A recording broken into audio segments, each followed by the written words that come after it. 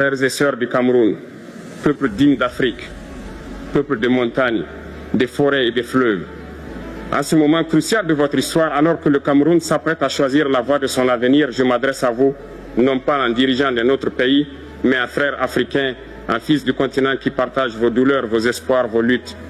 L'heure n'est pas à la peur, l'heure n'est pas à la division, l'heure est à la conscience patriotique. L'heure est venue pour le peuple camerounais de reprendre en main le destin de sa nation. Trop longtemps, nos peuples ont vu leur voix confisquée, leurs choix manipulés, leurs espoirs enterrés sous le calcul d'intérêts étrangers. Trop longtemps, on a dit aux Africains pour qui voter, comment penser, comment vivre. Mais l'Afrique nouvelle se lève et le Cameroun doit être à l'avant-garde de cette renaissance. Nous devons comprendre pourquoi, malgré nos ressources immenses, nous restons dépendants des autres. L'heure est venue pour l'Afrique de se réveiller, de prendre son destin en main. Nos richesses doivent servir d'abord à notre développement, à l'épanouissement de notre jeunesse. Le vote, ce n'est pas un jeu, ce n'est pas une formalité, c'est un acte de résistance.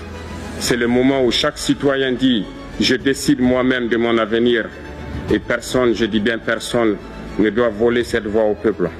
J'appelle les institutions, les forces de défense et de sécurité à rester du côté de la nation et non des individus. Et j'appelle chaque Camerounais, du nord au sud, de l'est à l'ouest, à refuser la haine, à refuser qu'on oppose les ethnies, les régions ou les langues. Car le Cameroun est un et indivisible. L'Afrique a besoin d'un Cameroun fort, stable et souverain. D'un Cameroun où la jeunesse ne fuit plus, où les anciens conseillent avec sagesse, où les dirigeants écoutent avec humilité. Un Cameroun qui, demain, marchera aux côtés du Burkina, du Mali, du Niger, du Congo, du Sénégal, de toute l'Afrique libre. Si le peuple camerounais se tient debout, aucune puissance étrangère ne pourra décider à sa place.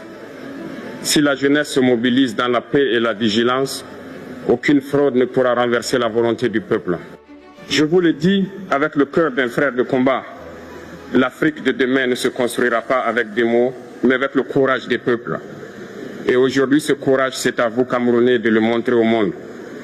Que Dieu bénisse le Cameroun. Que Dieu bénisse l'Afrique libre et digne.